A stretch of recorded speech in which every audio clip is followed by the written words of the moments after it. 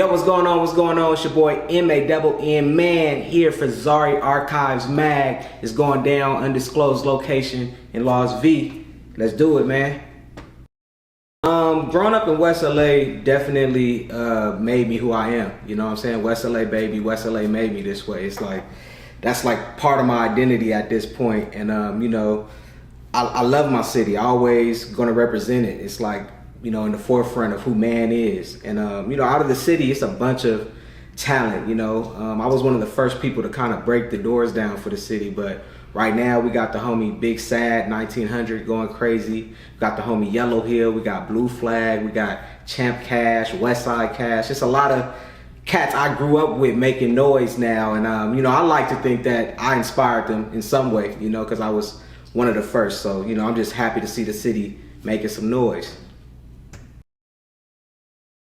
So the record Bend featuring Kendrick and Frank Ocean, it was it's one of my records to me, like, you know, now in 2025, like we made that record back in like 2012, and it's one of those records for me that lets me know, like, I know good music, I know good sounds, because this is before they were who they are now, you know. Putting that record together, me and Frank Ocean, we shared the same engineer, so I used to watch him record, and we made a couple records, and for that record he was there when we made it. You know, most of the times you sending stuff off to artists, but we made that joint together. Shout out Fingers, the producer. And once he did it, I was like, there's only one rapper I know from LA who could go in on that type of concept, and it was Kendrick at the time, because Kendrick just changed from K-Dot to Kendrick Lamar and was talking about more like personal stuff. So I sent it to him, and, you know, he did it easy. And you know, that record now, back then my label didn't understand it, but now it's one of my biggest, you know, biggest independent joints. So between Mann's World, my first project, and It's Over With, one of my most recent projects, it's a huge difference. Mann's World was a like 18-year-old kid who first got signed, first got his record deal, learning how to make songs, extremely polished at a high level, like higher level than most new acts.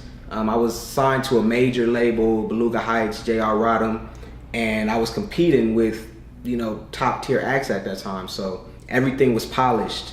Everything was, the structures were there, you know. And with It's Over With, that was an independent effort, and that's me putting it together with everything I've learned, plus what I've learned from independent acts. You know, like the freedom you get to create when you're independent. You're not trying to make a #1 record, you're trying to make the most authentic records. And that project, you know, it's a mix of what I learned from the label and what I've learned being independent. And it's just like a message, you know. It was like the death of that man, the West LA man, you know, and I'm starting a whole new journey. So that's why it's called It's Over With.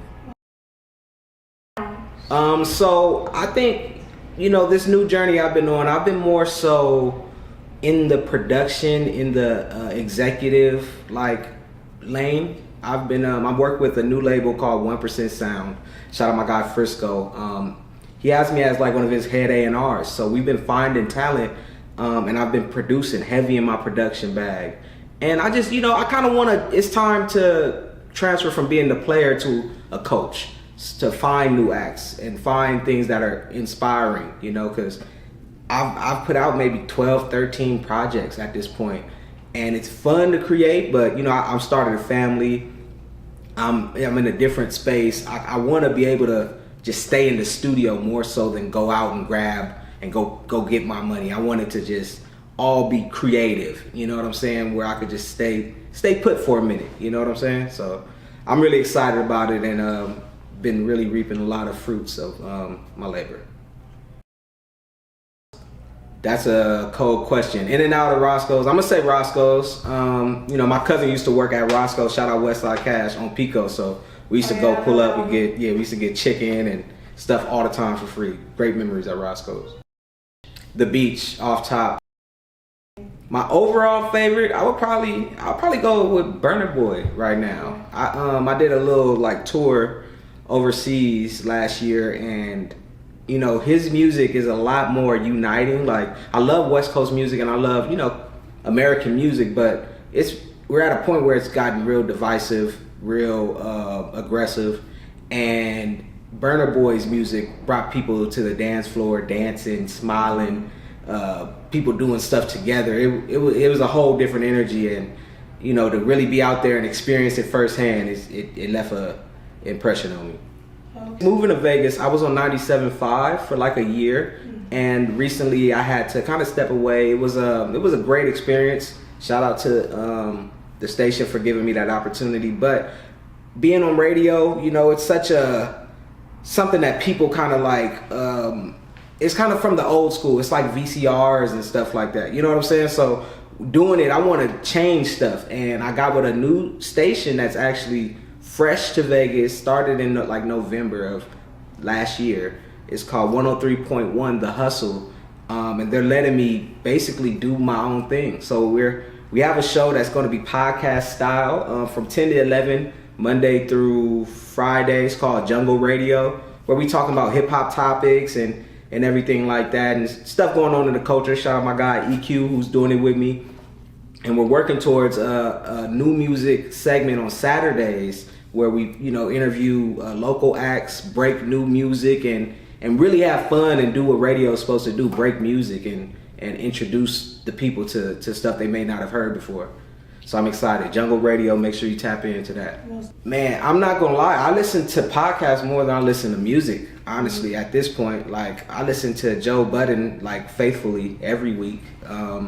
Shout out to, I listen to Joe Rogan too. I like his like esoteric episodes where they're talking about aliens and different type of things like that. I love that. I listen to, what else, man? I kind of just listen to, if I'm driving and if there ain't no new Joe Budden, I'll go and just explore different podcasts. I enjoy the knowledge. It's like reading a book, kind of, to me. Like, you get new stuff. You search a topic, find a podcast on it, and just ride.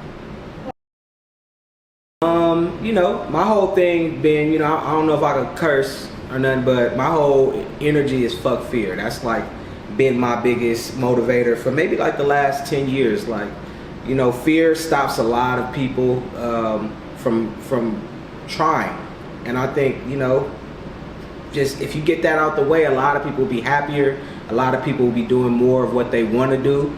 And it's just like a motto, fuck fear. You know, just do what you want to do and never stop. Don't let nobody try to scare you into doing what you want to do, man. Like, this world is ours. We create our reality, so go create it.